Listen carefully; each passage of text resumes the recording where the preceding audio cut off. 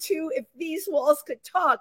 I am your host with the most, Wendy Stewart, and my other half, Tim Moss, is still MIA. Well, he's not exactly MIA because he is doing Little House on the Ferry in Florida, Thursday, May 12th at a theater called Black Box Center for the Arts.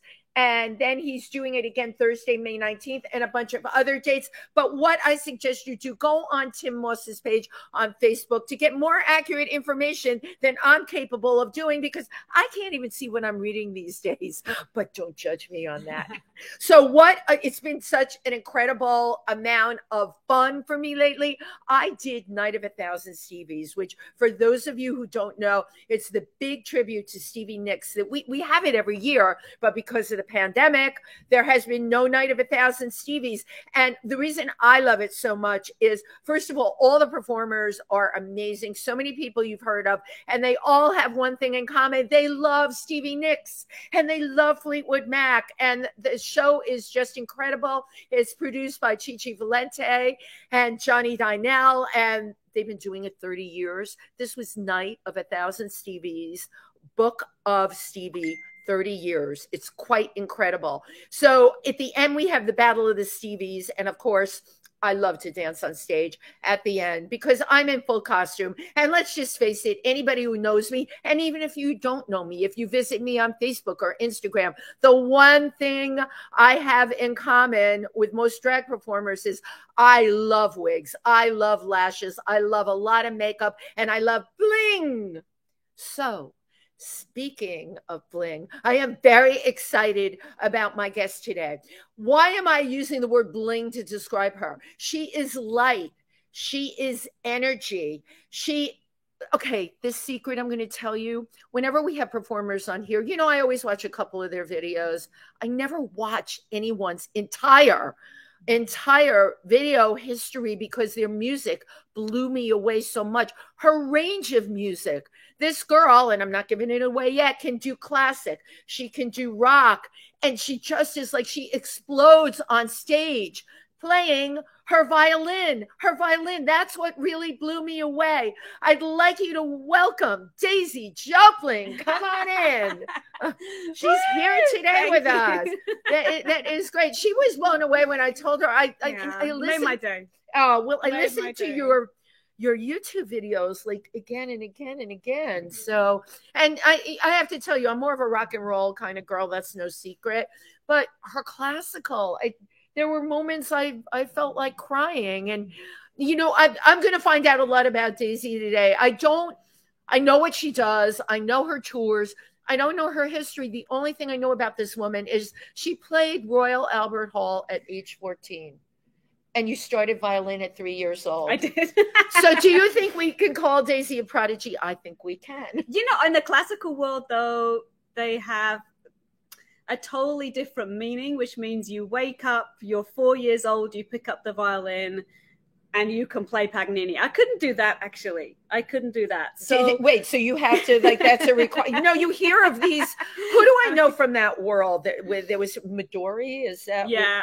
She's so amazing. That's the only person I know, though. She's and now amazing. I know you. Oh my God. Thank you. So what is it with, you have to be able to do this at 3 and 4 years old? Look, at 3 years old, God, and I actually, it's amazing. I don't remember. But apparently, so my aunt, one of my dearest aunts, Aunt Louise, I love you. Hi, Aunt Louise. That's my parents' name. You. Her name, I have a cockatoo. Really? Louise. Oh, my God. Like, sing out Louise. Okay, she's so amazing. She was Louise. a professional violinist. She still plays the violin. She's been my mentor my whole life. I adore you. Louise. So apparently, when I was 3 years old, I said to my mom every day, I want to play the violin like Aunt Louise. Wow. And finally she's like, oh, well, maybe she's serious. Okay. So she apparently, I don't remember any of this. She's, literally got a empty tissue box, put some rubber bands on it, saw if it seems totally to fit me. I don't know. I'm totally love plucking that. away. Right. Anyway, then my mom organized for me to have an amazing teacher. Now, there are tons of amazing teachers in the world. And when you're 3 years old, it's got to be fun. Everything's got to be kind of relaxed and playing games. And she was like that. She was amazing with kids because, I guess as a kid, I probably maybe I did like practicing. I don't know. I remember being a teenager and always making an excuse to not practice. So there were a lot of times. So you had your little bumps in the road. But you know, when I'm getting back to 3 years old, did I have Barbies? I had a Ginny doll. I don't remember the dolls I had, but I played with dolls. The violin needs a focus, all right? And the fact that this 3-year-old child wanted to play so badly, I know that Aunt Louise was an influence, but it also had to be in you. Maybe, it always fascinates me with people that are like this, that they have some kind of genetic component in them, and they haven't studied that enough. But there was something, Daisy, that made you say, I want to do this. Right. You know, kids pick up like ukuleles and guitars, not violins. Yeah, and maybe. And that spoke to me on a lot of volumes, what you just said.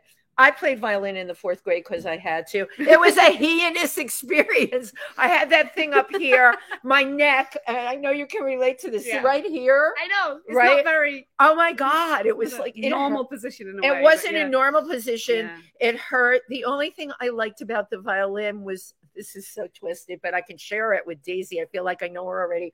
The rosin that I put on the bow, it's got a particular smell. It does. It smells nice. It's pine. It's pine. Pine tree. It comes, there you go. So Daisy's connecting to my smell of rosin. That is great. Okay. But we have this 3-year-old that's learning how to play the violin. Yeah. So other kids were going to kindergarten. You were coming home, and that's right. Wow. You know, but I had a very unusual family situation where my mom and dad, you know, both really thought that playing a musical instrument was great for the development of a child's mind. Smart parents. And and so they didn't allow a television. We had no television back then, no computers. I mean, they actually were quite kind of strict. I mean, we weren't really allowed to listen to other kinds of music. Like it was very classical. Yeah. Wow. It was very kind of sheltered. We lived in the countryside, but like in the middle of nowhere. Like you had to go to our like upstairs floor of the house to see one other house. I mean, you couldn't even see any other houses. Like it was very. But look at what you're hitting on here, right? It was isolated in the country. You were in England, right? Yeah. What part of England were you in? It's like northeast of London. So it's like a couple of hours outside London, right on the coast. You could see like a marsh and then the sea from my house. Oh my God. It's quite beautiful. My mom still lives there. It's really beautiful. Idyllic. I grew up in the Bronx. It was totally different. And I think what you're describing, it's a perfect place for a kid to really develop. And plus, you know, we're talking about your parents, that they were smart enough to understand the value of that kind of focus. You know, we talk nowadays about kids, and we're going to talk about your mentorship program going forward, but a lot of the electronics that the kids are working with nowadays does wire their brains differently. I don't know, maybe we're still going to get our prodigies. I don't know, but certainly so different than the way you were raised. Yeah, so different. And everything, it was so interesting. I watched like a 2-minute video yesterday on Billie Eilish that her parents, they used to say to Billie, you know, and her brother, that if you're creating, you can stay up as late as you want. Their whole childhood was based on the importance of creativity. And I would say that the same with my family, that, you know, as long as we're playing music, I would love to paint. I would love to like create things with like tapestry or anything creative.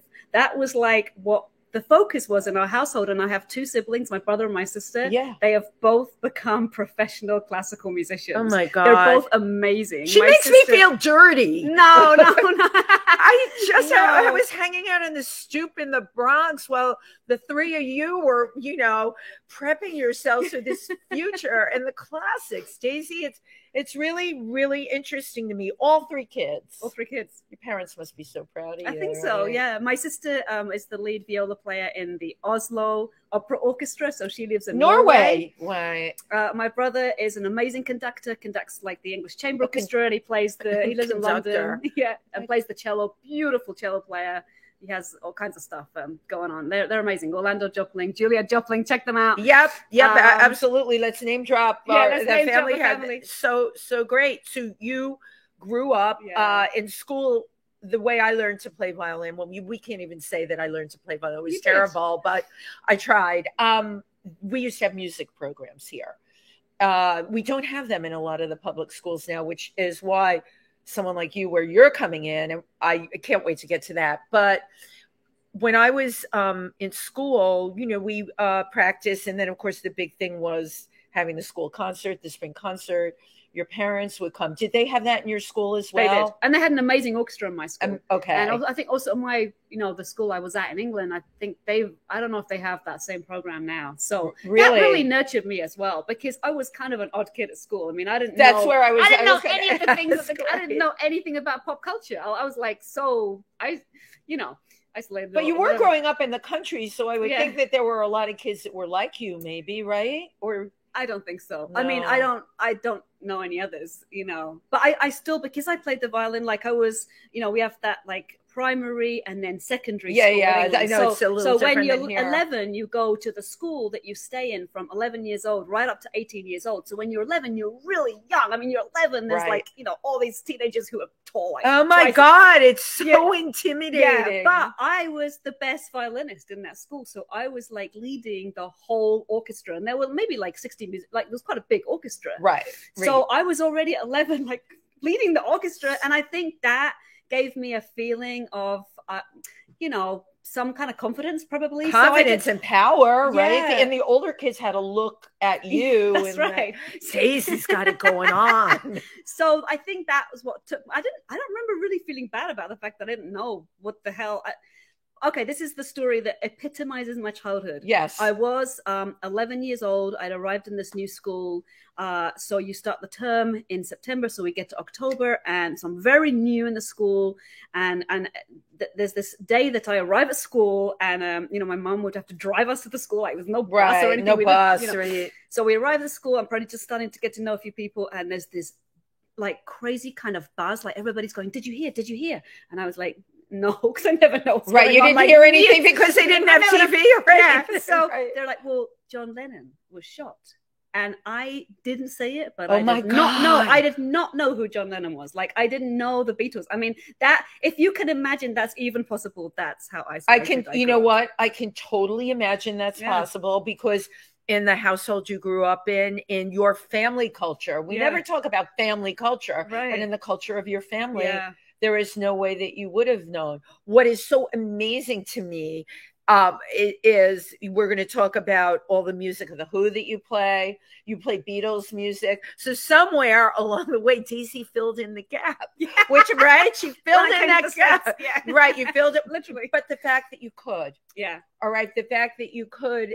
You said you were isolated from everything, but guess what? It didn't do one bit of damage. As a matter of fact, maybe that's why when you play, it's so filled with energy.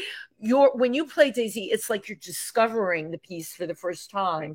It's like for me, it was like I never heard that piece played that way before. Right. I mean, the Who. Yeah. If someone told me somebody plays the Who, a violin, I'm like, come on. It would have to be electrical violin. I did play electric violin. You did, yeah. But you also play regular violin. Yeah, I do. My God, she beats the violin up, ladies and gentlemen.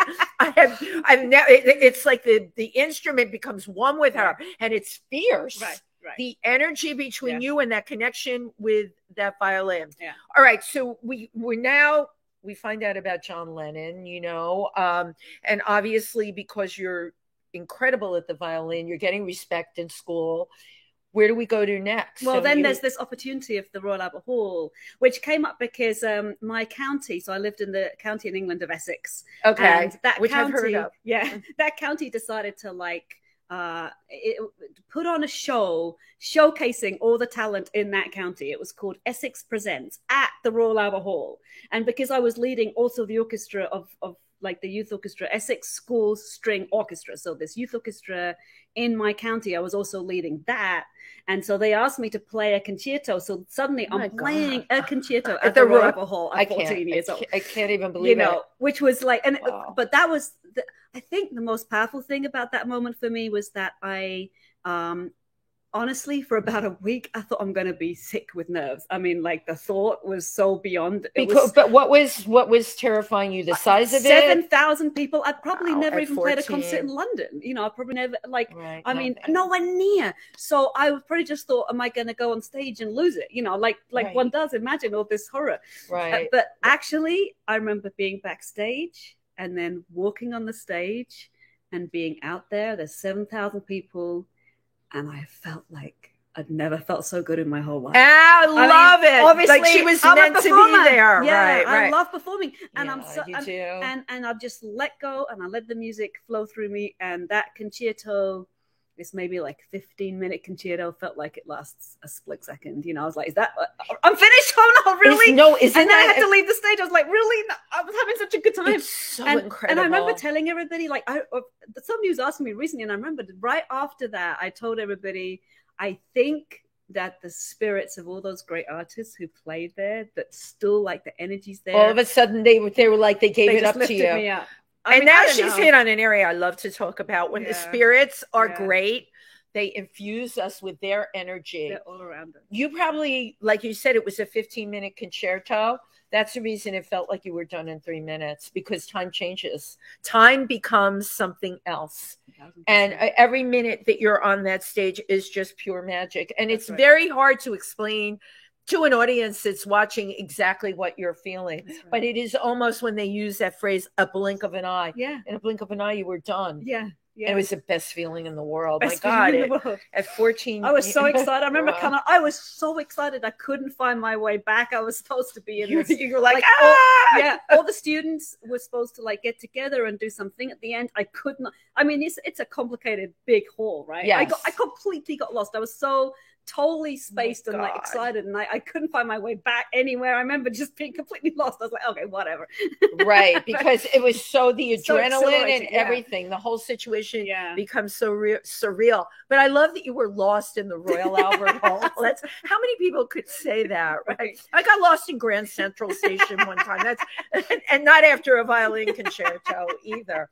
So you continued on with your studies, and I guess the way it works is you go to university. So I went to the Royal College of Music. It's an amazing. So you were, of course, music college. Kind of like a Juilliard in London, it would be the Juilliard. But during that time, and I would say even before, there was this part of me that comes out now. I remember like trying it with my teacher, saying, "Look, you know this part." Like a Mozart concerto or something. Can I like play this a bit differently? Because I got this idea. I want to write this. And the response was like, how dare you? Like shut Mozart, down. Like, shut down. Right. So, but there was this thing inside me. I didn't want to play the same piece that thousands of other violinists are playing. I wanted to be cutting edge. I wanted to feel like I'm creating something nobody's created, you know? I totally love this, because what you're saying is I don't want to be mediocre. I'm not calling the best violinists in the world mediocre, but there is a sameness in some of the great people. There's a sameness that's you brought up Juilliard. The people I know that have done incredibly well that graduated from Juilliard had to bust out of the Juilliard box. And obviously, you were already foaming at the mouth to bust out of that box. Yeah, I kind of got thrown out. That's another story. And then, no. Hold on, because I know people that were asked to leave Juilliard. These are the conversations I love having. Did they ask you to leave because you were coloring outside the lines, as we say? Well, I mean, it was that I'd actually already. So in 3 years, kind of early, I finished the whole diploma. So I already got the honors in my diploma, and I was, but I had this amazing moment with my brother. He doesn't even remember. It was literally months before I was supposed to finish, and he came to live with me and realized that yes, I am practicing, but I'm actually I'm in London having a good time. I'm like, I lived in the middle of nowhere. I'm coming to London, so I'm like having a good time. Daisy's like unleashed, exploring, like literally all kinds of things, exploring philosophy, exploring cooking. You were exploring. Massage. I mean, I was going lessons in this and economy, and I don't know, whatever. How old were you at that point? I was 19. I went when I was 17 to the college, so I was 19. All right, you were a little bit of a late bloomer that was happening to you at 19 and not 15 or whatever. When I was 15, I was in the middle of nowhere, so I didn't right, but there you were, and you could smell it and taste it, and you wanted more of it. So my brother though was like, well, you're leaving college like it was within the last year. You're supposed to be going to the music profession, but I don't think you're going to make it like the rate you're going, because to go into the music profession needs total dedication, to go into any art profession. So, or maybe any profession, if you want to do well. But anyway, so basically he was like, I think you should really decide, like, are you really going to become a musician? And it was like it had kind of come like fallen on me, and I'd never well, when I was 3 I wanted to play, but you know, it's a bit different. Well, we evolved, Daisy. You were evolving as a human being. Yeah. And obviously he doesn't actually remember it, but it was so like touched me deeply in my heart when I was like, oh yeah, that's true, I am leaving quite soon and I gotta decide what I want to do. And I went into this 3 days of like probably like a meditation, like a kind of questioning, inner questioning, getting into your head, asking yourself like, questions. do I want to become a musician? And after 3 days I was like, I'm gonna do this. Like that was a massive moment. And I decided I want a different teacher in the college, and I went up to the best teacher and he's like, I don't have time. And I persuaded him to like finally hear me. He was like, oh, come and play to me. You know, I practiced crazily, like 8 hours a day, you know, like a week later I played to him. He's like, okay, well, you really got potential. Okay, I can, you know. Fabulous. You needed to hear that. You know, and he started me actually again, like I had to learn how to use a different technique. I had to play only the open strings of the violin for months. I mean, I had to really retrain. Why did he retrain your brain and your ability? Really, he felt like the kind of technique I was using should be better, should be different, and that, you know, that would be work better for you. Yeah, after 6 months, I had to come out of the orchestra and the different things I was doing. Right. I just literally had to play like every half an hour to stop and play again or something. He had this whole schedule. It was incredible. It was but didn't you still have this thing gnawing at you? Yeah. You know, the world of pop culture that's out there. Yeah. You're in London. You can do it. You're 19 years old. You can do anything. I can, but we didn't, as a classically trained musician, there was not a thought in my mind that I could do anything else but classical music. It just, that's what we give to our kids, because you know, until it's like saying to somebody, what are your dreams? All our dreams, I was just literally thinking about this today, all our dreams are based on only what we know. We can think outside the box, but only outside the box we know. We can't think in another box. Oh my God, she's brilliant. Okay, I have to quote that. We can only think outside of the box we know. Yeah. I never thought of it that way. That's what we, you know. We're conditioned to that. Yeah. How do you bust out of that? Yeah, you bust out by actually people coming into our lives who just give us a whole other, you know, situation. Who came into your life? Well, in this case, I had this new teacher and I auditioned. So even though I was always talented, I was kind of in that Royal College of Music. I was kind of honestly in the orchestra situation. I was playing like maybe the last violin. I mean, I wasn't really like the best. And then I did this 6 months of like, I just decided I'm going to become a professional musician. It's all focus. Yeah. And I auditioned again, like each year. So I decided I'm going to stay on one more year, learn with this amazing teacher, and like do an extra postgraduate year. And I auditioned for the orchestra, and they called me up and they said, you know, you've really changed. I mean, we've decided to make you the leader of the orchestra. Like, I was like, no, you got the wrong person. They were like, we were quite shocked. The leader. So this is the second time in your house. Yeah, that this happened. Yeah, from like the last to the first. So I'm like leading the orchestra, but then because I honestly, that inner intention, that inner decision, I started get all this professional work. I was asked to play with the European Community Chamber Orchestra, like these quite big tours. I was getting solo concerts in like recital places. I was getting a lot of stuff, and I in the end couldn't really commit to being like the leader of that orchestra. I did it for 6 months, but the final 6 months, I had so much other work. I don't want to jeopardize my professional work by the college. Well, you brought up something. So, I love that you're bringing this up. Yeah. Because I'll tell you why. Kids that have succeeded in the Olympics, they have to decide if they're going to prep for the next Olympics. I think it was Tara Lipinski, the ice skater, whether she was going to continue to go on or take every single opportunity that came her way. And that's exactly what you were faced with. 1,000%. And you know what? If I were in that position, I would do exactly what you did, because it's the biggest world possible at that point. Yeah, it was. And it was all being offered to you. Yeah. What are you, 20 years old at that 20, point? Exactly. I mean, 20 years old, you've got the world by the cañones, and it's the thing, everybody wants you. Right. Everybody wants you. But then it was interesting. So then I did, you know, they respectfully let me go, kind of like, you're fired from the college, you know. So we're done with you. Then I was free, and I still actually had, my teacher was like, I'll still give you lessons. It was amazing, you know, without any cost. So, but then I started doing all this outside work, but I had this, like you said, then this desire really started getting, all I know is that I suddenly found out about a course where classical musicians could start to learn to improvise. Now this is that was deadly for Daisy. How she can improvise as a classical. So I did that, and I mean, in a nutshell, I then got this offer to go and stay with my friend in Vienna, and ended up actually living in Vienna and being in a string trio because I stayed there. I decided to stay for a few months. I mean, I got this amazing offer, stayed there for a few months, met two other musicians much further than me, but kind of like me, studied classically, but had this desire. But they were already improvising, they were already writing music. I mean, so we decided to hang out in the evenings. We'd like have our lesson with Boris Kushner, this incredible teacher, but and Russian, like very Russian. That's very really heavy duty classical. Da da da da. Amazing teacher. So grateful to him. But we would have. So I had this other violinist also studying with him. So in the day we practiced like 5 hours a day, whatever, 8 hours. Oh my God. In the evening we'd meet and we'd be like, can we like improvise together? Let's improvise a fugue. Let's play this music. It's like tango, let's play this. It's like a flamenco. I love it. And we decided to put on a concert in a cafe like a few months later. I was going to leave back to London, and the A&R of the record company BMG came in Vienna. In Vienna. We're playing for 20 people, and he came up to us afterwards and he said, I want to sign you to BMG. This is like, these are the fairy tales that I love to hear. Wow.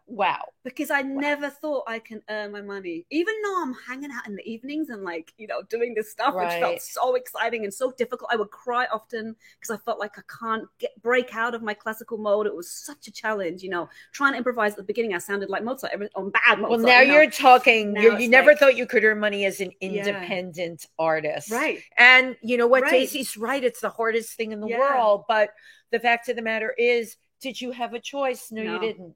It was who you were. Yeah, that's right. And what it's funny, you call it at night, you got together and improvised. Bands call it jamming. That's right. Right. She was a violining. I invented a word, a violining jammist. I love that. She was a violining jammist. Yeah. Incredible. And then gets signed to a record deal. Yeah. Which shows, you know what, if you follow your passion and you try and take those walls down, you really open up for things to happen. That's right. Really amazing story. Right. You know what? I want to play your video that you've gotten to us. Thank you so much. And if you go on her YouTube channel, you just keep going through like I did. It's just going to amaze you. Her range, her energy, and like you'd be sitting there. I was like dancing. I've never danced to violin before. Absolutely never danced to violin before. So when we come back from your video, I have so many more questions for you, because it's the fact that you live in Peekskill now, Peekskill, New York. I love when people end up in other places. That is from the UK. Amazing story. Here we go.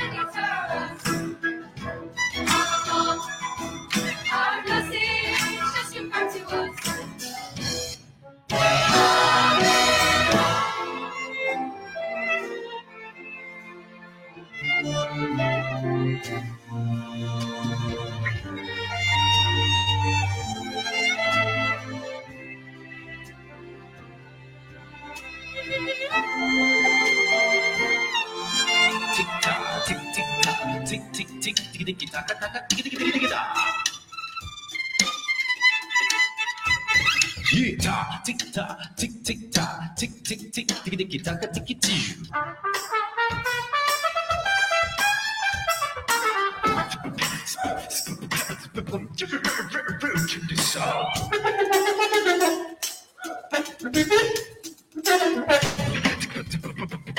One, two, three, five, four.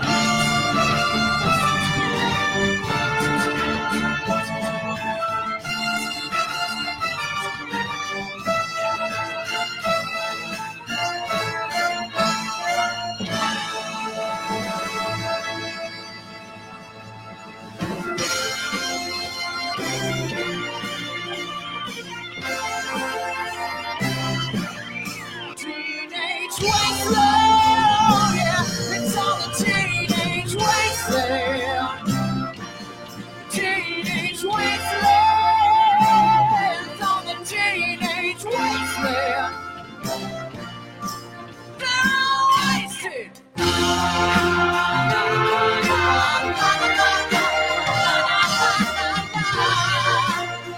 I love the show. It was amazing. Daisy is awesome. It was definitely the best violin that I've heard ever, even better than Charlie Daniels, who I love to death. And this was one of the best shows I've ever seen her perform at. But not only that, everybody seemed, the energy was so good. Everybody seemed to be on top of their game. This is my first concert and I loved it.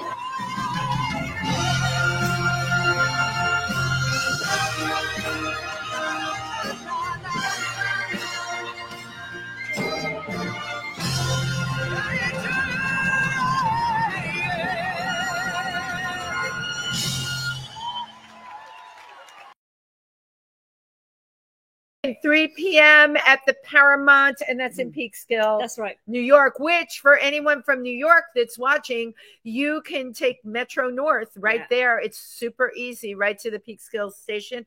And the name of your group is called Irradiance. That's right. The name of the show, Irradiance. So the Irradiance means the fact of shining brightly. Oh my God, I love this. Yeah. Because I said to Daisy, the thing that I notice when she plays, she shines brightly. She elevates the amount of light that she gives off. Absolutely beautiful. That is so incredible. Well, I love sharing this with our audience. And if anyone has any additional questions, you can always contact me. Everyone knows how to reach me. All my social media is out there like dirty laundry. And sometimes it is. But I'll gladly give you all the information, how to order tickets for Daisy's show. You know, she is a hop, skip, and a jump from the city. That's right. That's right. And it's going to be hopefully a beautiful day come up on a lovely weekend. Gorgeous, right? 3 p.m. show. Peekskill's gorgeous right now. Yes, honestly. it is. Oh, it's like heaven. Yeah. So is New York City. It's anyway. Well, New York's not like heaven these days. It's closer to hell many days, but it's our New York, and we still love it. And I'm still gonna hang in there. It's got the biggest concentration of creative people. Oh God, right. Isn't that the truth? So okay. The life of Daisy. So you've now got your first record deal. Yeah. At 20 years old. Yeah.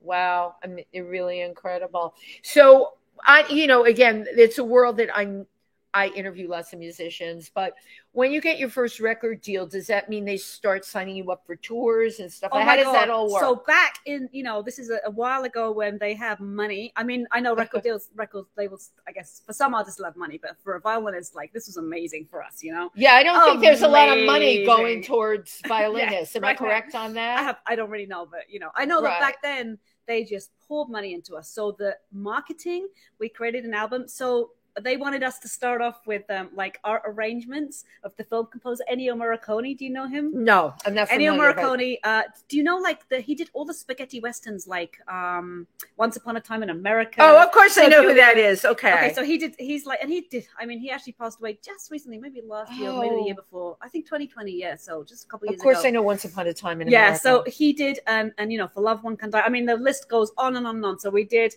a beautiful album. Actually, I have to say, Triology, Triology was the name of that string trio. And we created just beautiful album of arrangements done by the cellist Tristan Schulze, who's amazing. Check him out. Alexei Goodisman is the other violinist in that trio. So we arranged Ennio Morricone. They got that record playing around the world. We were getting calls. I mean, we were suddenly touring in Japan. We were suddenly touring, of course, around Europe. We did a tour in the US. We were signed to Columbia. It's it was like the money they put behind us was amazing. And they played us on the radio constantly all around the world. What time in the timeline? This was what, the 90s or it was 94. Yeah, see, I knew it. They were pouring money out then. Right. And I'm just trying to think how long it took between like I remember it was a very short time span. They're like, okay, ready? We wanted to make write the arrangements, learn them and record them. It was all within maybe months, weeks. It felt like nothing. I remember practicing and then it was go. Then it was go. And then the record was probably released like pretty soon after that, some months later. And then when it was released, they just pumped money into it. It was played around the world, and it was like, okay, you want to tour here, you want to tour there, you want to tour there, and we just started touring around the world. It was like, oh my god. You make it sound so easy too. It was it was a lot of work, and also no, but it's the ease of having that support behind you. What I hear from musicians in these times, it's a whole other ball game now. Those deals are not as readily available, if not at all. And for many of the people that do get out there are connected already. Yeah. You were Daisy from the country by the sea. Right?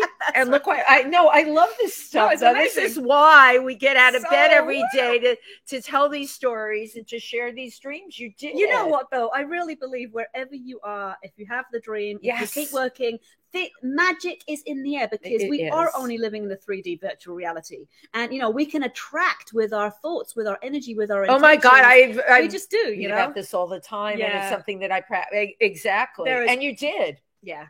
And you did. It will happen to you. Whatever you're dreaming is going to happen to you. Just keep going. Improvising, as you said it, in that cafe in Vienna with two people that you randomly met. I did the math already. You didn't know them. She didn't plan it. No. And of course, somebody from A&R was in the audience. You didn't plan that either. Boom, boom, boom. Yeah. Yes, it can happen. Yeah, it can happen. So 1,000%. you're touring the world essentially. How did your family feel about this? This was like, wow. There were a lot of everything in life has its challenges, and this did as well. My father, who has passed away now, who's the most beautiful man in the whole world. I feel he's with me all the time. I love you, Dad. He actually was. I told you that both my parents were and still are. My mom's still into classical music. Yeah. So actually, my dad had quite an issue when I first started playing other music. Right. He, okay, I'm touring the world and that stuff, but he was like, well, at the beginning, he really worked on himself. At the beginning, he was like, well, I hope this won't last too long, and you'll be playing Beethoven again. Right. He wanted Daisy to become a sensible girl.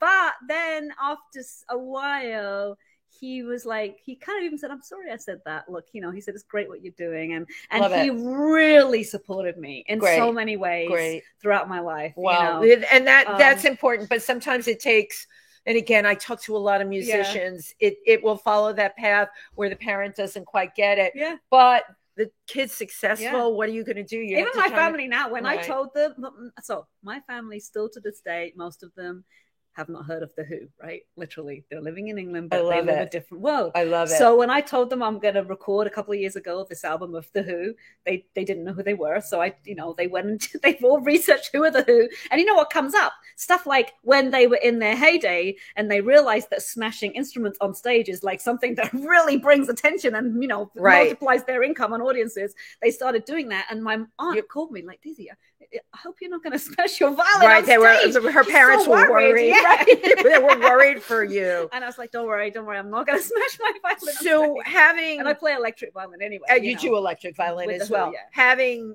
looked at all your videos, I do want to talk with you about why you chose who you chose. Yeah. So you didn't really know from pop music at all. Yet now, Hey Jude, you play that. What made you decide this Who? Now, you've played the Who before, but you have an album coming out. Well, the album came out a couple of years ago, so it's called Who's Who, because I didn't know who the Who were.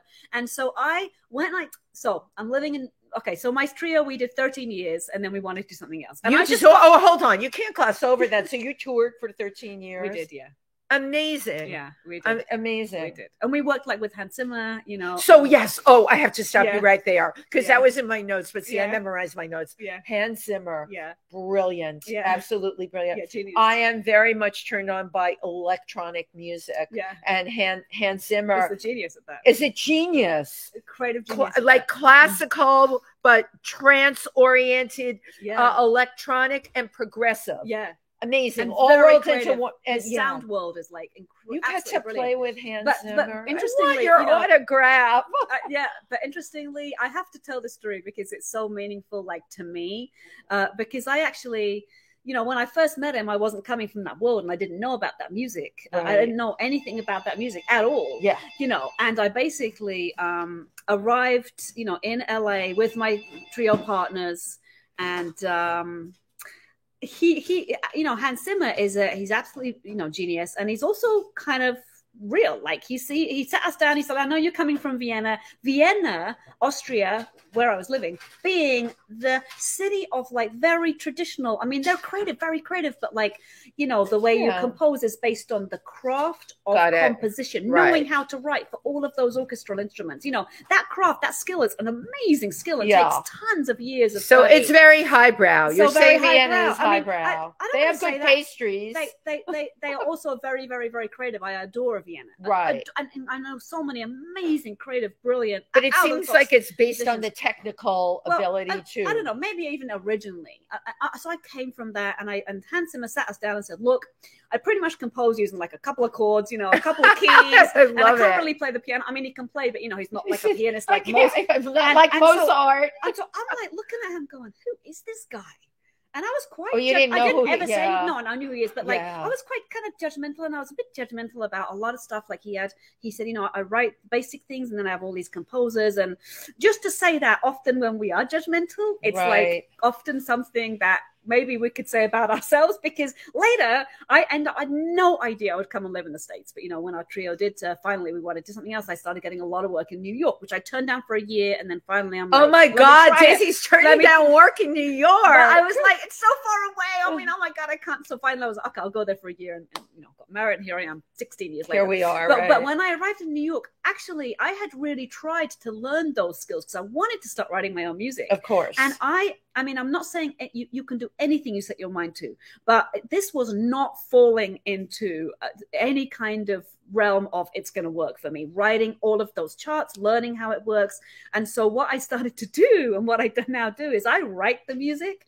And I have incredible arrangers and orchestrators who orchestrate it for me. I am doing exactly what Hans Zimmer does. I'm not saying I'm genius like him, but I just mean that all those I things love I it. said about him, where I'm like, You're I don't doing know about this guy. I do exactly that right now. You know what we say? There before the grace of God go I. And you know what, Daisy? You're smart. Yeah. Because you learned that's what you have to Yeah. do. Yeah. And good for you, Yeah. right? So now I'm like, Hans, I'm sorry. You're amazing. Apologies to Hans Zimmer. He's still totally He doesn't amazing. care anyway, but- And I was Yeah. very impressed that you got to work with him. Yeah. I have to say. So you meet Hans Zimmer. Yeah. You're touring for so many years. Yeah. And there was another incredible story that I have to share about. Yeah, that so I time love when incredible You stories. know, when we performed with Bobby McFerrin. Yes. You know him. He's the I Don't know Worry, the Be name. Happy. Yeah. Yeah. So he's a fantastic artist. Don't and- worry, be happy. But yeah, his whole art is based on improvisation. And even though we had started to improvise, we still felt like we're classical musicians and we're not really like jazz musicians, and we're not really great improvisers. And we got this offer to perform with him, do a couple of concerts in Mexico actually. And you know, we were connecting with him before, and I think with his manager, who's fantastic. Anyway, and we're like, listen, Bobby, this is the thing. So, you know, we decided we're going to play some of our pieces. He's going to play some of his pieces. I think he went first. And then we're going to do some things together. So basically, we get to the moment in the concert where we're playing these pieces together. And we told him beforehand, look, you know, we've actually written the arrangement. We're going to play like from charts. So, Right. So these are songs that he wrote, but he's done them a million times with Chick Corea in this arrangement. Somebody else I in love this the way you arrangement. throw names You know, out there. Chick Corea. Yeah, like oh my all these- God, all these I know, greats. all these greats. So All he these has, greats. he's performed with all these greats, though. He does, and you know, he did. So we're like, you can't like suddenly go off like in another improvised part because we're just playing from what our music says. Right. You know, he was like, oh, no problem, no problem. We get on the stage, we play a couple pieces, everything's great. Audience is going crazy. We get to the third piece and we start it, everything's fine. And then he forgets what, like we told him before, but he forgets because he's done this piece probably 20 years ago. Absolutely. And so he's off on some other part of the song. Oh, God, like what did you do? And like the other two musicians, we're like, and all this happens in a split second. I'm like, I need to fall into the stage.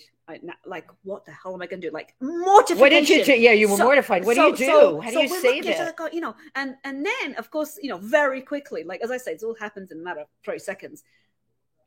Bobby McFerrin, who's like right next to me, he looks over and he realizes exactly what's happened. That, you know, we told him we're going to do this form. He's gone off in this other part of the song.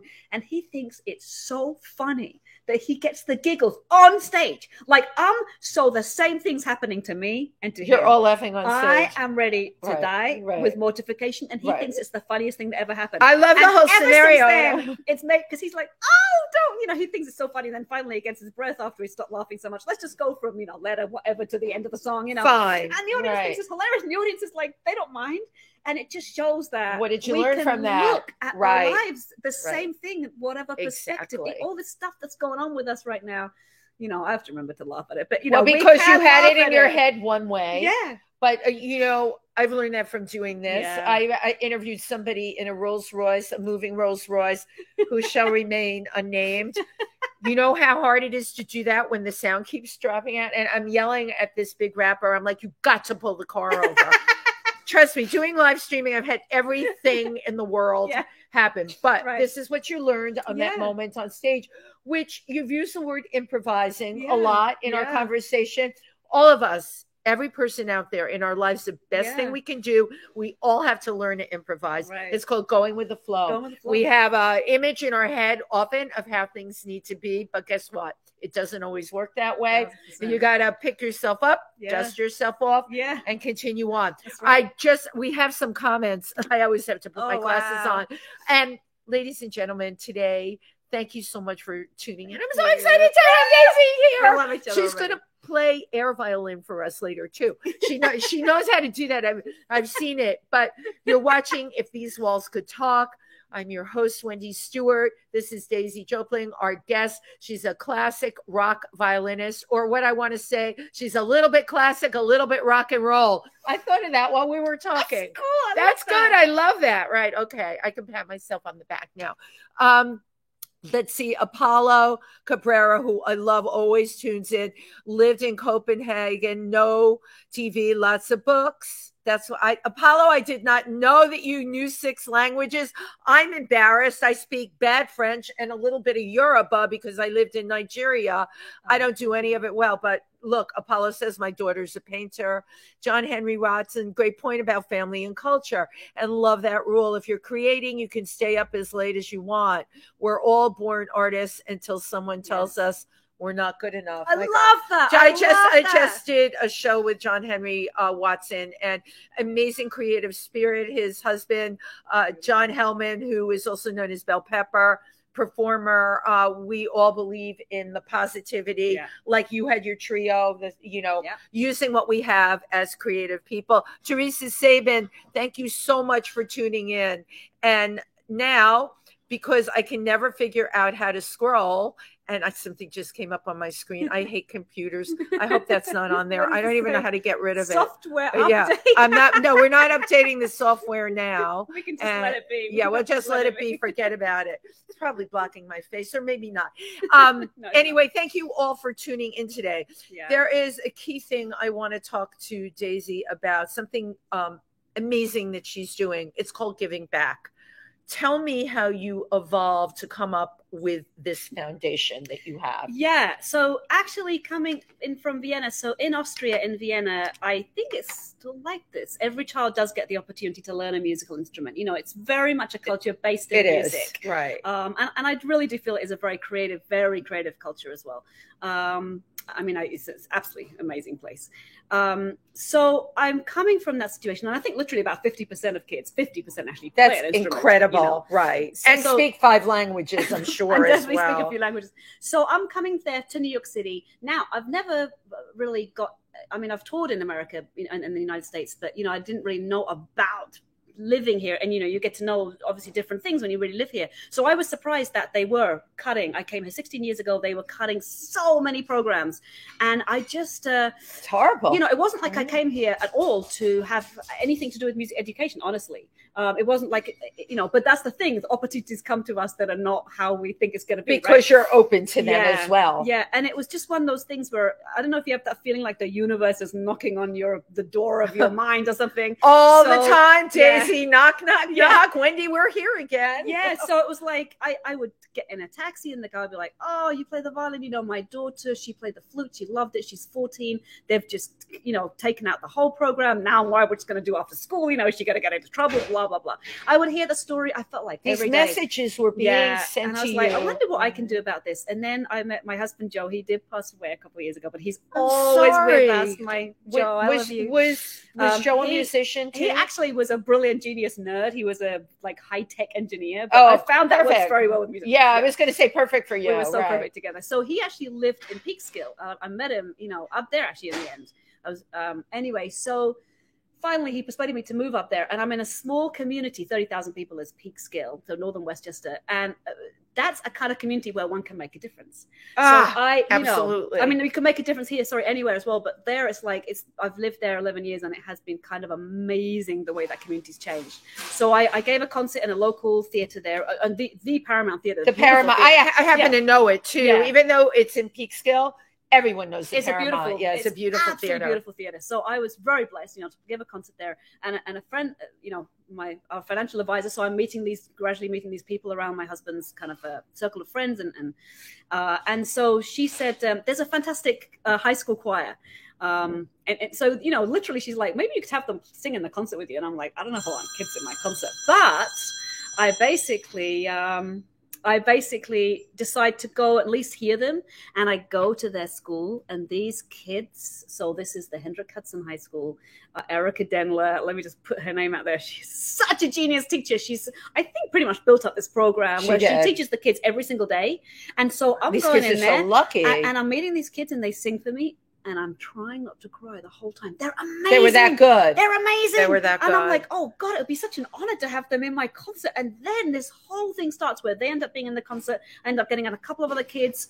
And what happens is that these kids being on, a professional stage, having we had maybe 800 people in the audience. So they're not playing just their parents. And we've got fantastic lighting. We have projections. It was like the real deal. It was the real deal. And they're alongside world-class musicians who have toured around the world, me and my band. And so wait, you put the world-class the musicians there. You did that. I got my band together. Daisy, unbelievable. I can't let you just gloss through that. Yeah. That is really incredible and unbelievably generous of you. And the fact that you not only had the idea to do that, you went ahead and did it. Yeah. So it was, honestly, it felt like I feel they're going to be great in my concert. I was doing it also thinking it's going to be great for the concert, and it was great for the concert. Amazing. But then what happened was the teacher, the next day, she said, the kids can't stop talking about it. And she said, we should do this again. And it's been amazing for them. And all their parents had seen these kids perform numerous times, but this was 100 times better because of the situation they were in. Of course. And so I kind of went, well, let's do it again next year. And then we were like, well, I could go and play in the schools. I could do this. And it's incredible. And then it so organically just gradually built up, where for 10 years now we've served. So I started, we've hired, sometimes in 1 year we hire 35 professional musicians, sometimes from New York City, sometimes from, the best musicians. And we pay for them to work with the kids. So maybe some of them go into the school. So including all the school concerts we've done for free, and we give tickets for kids to come to shows. And that is the moment. It's these really kids, wonderful. And these kids can come from any background because they're free. The tickets are free. So we have hundreds of kids coming to our show. These kids have never in their wildest dreams seen anything like what we do. Right. And they can't believe that a violinist is so much fun. And they come and they feel like, and the kids involved in the show, they're like, this was the best moment of my life. Even when they get to a rehearsal, they don't realize what it's going to be like on the night of the show, where the acceleration and, as I said, like the lights and the sound's amazing. We have, fantastic technicians and designers. The opportunity that you've created for them and the exposure that you've created. And it changes their life overnight. They're so we went from, there were no strings programs at all in the Peekskill schools, and a group of moms came up and said, Daisy, can you help us start something? And I went, yeah. It's actually a lot of work. Daisy is like, no problem, easy, I can do it with my eyes closed. You're right, it's a ton of work. But now we have hundreds and hundreds and hundreds of kids playing in the schools, and we've got to the point because of you. Wow. I mean, honestly, a lot of amazing people. We have incredible teachers. Dr. David Mauricio, the superintendent of the Peekskill school system. What an amazing guy. So it's the whole community has come together to make this happen. It's really not just me. But yes, I have been able to inspire the kids. So when I play, it's like normally, like you said, there are so many great violinists out there. But when I play, because of the passion and like all these different styles I play and my heart, and I don't know what it is. Honestly, I don't know what it is, but the kids want to play the violin. So we actually got finally we started this program with like 20 opportunities, 20 violins, 20 places for one teacher for these kids to learn, and 70 kids auditioned. 70, right? And these are kids 7 years old. Like there's no way they would think of doing that. Right. But because they come to our shows, they're like, I want to be But you gave them exposure that they would never have. While we're talking, I always like to take an amazing idea like yours. What if we took it bigger? Okay. What about New York State? Yeah. What about New York State? We just got funding from New York State Council for the first time this year. And we're going to apply again next year. And we want to, I've got a new amazing Martin Kagan. You're incredible. I love you. He's like our new executive director. He's come on kind of as a consultant right now because we're still very small, but we're looking to build up this. I would like to do this not only in the New York State, but throughout the US. And we're starting to do it internationally. I'm telling you, but when we're talking right here, right now, this is really needed in this country. Let me tell you my dream. Yes. My big Daisy's dream. In 5 years, or no, some years, maybe nearer than 5 years, is that I'm playing concerts like Yanni, like this kind of magnitude, like, Verona Arena. And we have maybe like a choir of like 500 children. Can you imagine? Can you imagine these kids? Like, so we're playing these magnificent concerts that are uplifting the spirits of people around the world. And these kids are getting this opportunity to be in them and come to them. And, this incredible. This is my dream. This is what we're going to do. You know what? Dream big, because you, Daisy, can make this happen. While we're talking here, I am seeing it in my mind's eye. If anyone can do it, you can do it. And I would love to see it. When I think of what they've cut in programs all over the country, in the United States, we are behind in learning. And it's only getting worse. It is. I tell you, music, because these kids, like Peekskill has gone, I don't know which, like there's a kind of list of I don't know whether it's the graduation rate, but kind of like the level. Peekskill, I know a lot about Peekskill. In the whole of Westchester, we were like living last. And now in these last 10 years, we're like at least 50% there. We're, we're in a totally different place because of many, many things. But music, because what music does, it reaches kids of every background. Yes. And if we have had, so many experiences that make me cry. I mean, where kids have come through our programs who have been failing everything in school. Right. And they have come through our programs and they get to be a star on stage, because those kids, we teach them maybe beatboxing, like learning the violin's a big thing. And we have a free after school violin program where the kids learn every single week for 10 years. It's free. It's totally free. And it's free. Wow. But we also teach them things like, write a song, learn how to write a song, like stuff that they can learn in some weeks or months. Beatboxing, something that you But can you've learn. opened, look how you're opening, write a song. That would never occur, That's right. You're making that happen. Beatboxing, you're reaching them in so many different ways. Yeah. These kids are going to go on and do something. Some of these kids would have never been able to get into a college. That's and because of you, when you take and use that music, the confidence, you use that confidence through music, and then they are able to apply it to other things. Right. So I totally love what you're you're doing. Our governor, Kathy, I never say her name right, Kathy Hochul. Yeah, I don't know how to say it. Somebody should write her a letter. Come to the concert. Yeah, she should come to the concert because I know Peekskill and I know the challenges and the demographic there, and I love. It's incredible what you're doing. It's so it amazing. Really is. It's so amazing. And right now, it's kind of interesting because this is an interesting time. This whole pandemic thing is interesting because live concerts are in a way back and in a way not quite back. That's everything. Things are kind of back, but they're not right back. A lot of people who normally come to our concerts, they're writing and saying, "Daisy, we can't come next week because we're not ready to go out yet. We're not." So we're. It's very interesting, and I'm very into online, but I'm very into live. I'm very into the experience of being next to a world-class musician. That's why I wanted Daisy here today. I wanted her here for real. She's here. I can touch her. Yeah. So we're gonna, we're facing normally we sell out easily, and it's not happening this year. It's in a different time. So come to the show. It's gonna be amazing. But we're gonna carry on doing it. You got to do. Yeah. So I always ask my guests. We're now down to the wire. This is you get to take the platform and tell people. What would you like to tell them? I'd like to tell them, so not only come next week, I got a show on July 9th. Right here in New York City at the Chelsea Table and Stage with my band. Great. Great venue, great venue. Yeah. So we got that. And then 4th of November, we're planning a concert at the Pyramids in Egypt. That's what I wanted you to talk about. And I'm working with these incredible kids in Cairo. When I say incredible kids, I also mean incredible program, because these kids come from maybe the worst situation you can be in. I mean, they come from, very, very underprivileged, but also they have to be taken out of their homes. Maybe both their parents are gone somehow, or, they are facing something so serious like violence. There's a lot of stuff going on, in Egypt.